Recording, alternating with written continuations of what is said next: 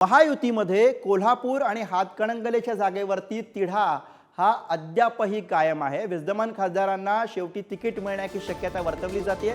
महायुतीमध्ये एकूणच कोल्हापूर आणि हातकणंगले या दोन जागांवरचा तिढा हा अद्यापही सुटलेला नाहीये, तो तसाच कायम आहे। विद्यमान खासदारांना शेवटी तिकीट मिळेल अशी शक्यता यामुळे वर्तवली जाते, पण तरी सुद्धा निर्णय काय होणार याची उत्सुकता स्वाभाविकपणे सगळ्यांना आहे। खासदार संजय मंडलिक असतील किंवा मग धैर्यशील माने असतील, या दोघांचाही जीव यामुळे अर्थातच टांगणीला लागलेला आहे। कोल्हापूर आणि हातकणंगले काय होणार, महायुतीकडनं कुणाला उमेदवारी, याची चर्चा सध्या रंगलेली आहे।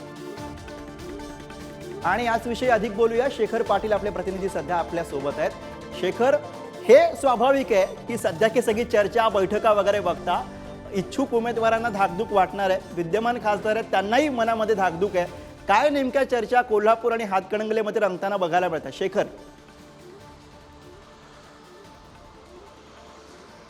गुरु, तू जसं म्हणलास की धाकधूक जी आहे ती या दोन्ही विद्यमान खासदारांच्या कार्यकर्त्यांना लागून राहिलेली आहे। कारण एकीकडे जर बघितलं तर महाविकास आघाडीकडून कोल्हापूर लोकसभेसाठी शाहू छत्रपती महाराजांनी तयारी जी आहे ती गेल्या अनेक दिवसांपासून केली आणि त्यांचं अधिकृत नाव देखील जाहीर झालेलं आहे। मात्र इकडं संजय मंडलिक त्यांच्या विरोधात खरं तर ठामपणे उभारणार अशा पद्धतीनं गेल्या अनेक दिवसांपासून ते म्हणतात।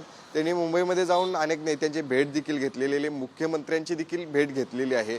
त्यामुळं एकंदरीतच पाहता या सगळ्याच पार्श्वभूमीवरती बंडाळी जी आहे ती टाळण्यासाठी मुख्यमंत्री एकनाथ शिंदे असू दे किंवा महायुती असू दे, कोल्हापुरात संजय मंडलिक यांनाच पुन्हा एकदा संधी देतील अशी शक्यता सध्या तरी वाटते। आणि दुसरीकडे हातकणंगलेचा विचार केला तर गुरु, त्या ठिकाणी स्वाभिमानी शेतकरी संघटनेचे नेते राजू शेट्टी हे जवळपास त्या ठिकाणी महाविकास आघाडी त्यांना पाठिंबा देईल अशी आता तरी शक्यता व्यक्त केली जाते। मात्र अजूनही या ठिकाणी महाविकास आघाडीचं देखील चित्र स्पष्ट नाही। मात्र दुसरीकडे धैर्यशील माने यांच्याच गळ्यात पुन्हा एकदा इथली उमेदवारीची माळ जी आहे ती पडणार अशी शक्यता आहे। मात्र तू जसं म्हणलास की अनेक कार्यकर्त्यांना इथल्या महायुतीच्या धाकधूक लागलेली आहे, नेमकं उमेदवार या ठिकाणी कोण असणार हे अद्यापही स्पष्ट नाही। मात्र सध्या तरी अनेक विश्लेषकांनी केलेल्या विश्लेषणातून हेच समोर येते की पुन्हा एकदा या दोन उमेदवारांनाच कोल्हापूर आणि हातकणंगलेची जागा जी आहे ती महायुतीकडून दिली जाईल अशी शक्यता सध्या तरी व्यक्त केली। त्यामुळं नक्कीच दिल्लीतील बैठकांमधून आता या संदर्भात नेमका काय निर्णय होणार हे देखील पाहणं आपल्याला गरजेचं आहे।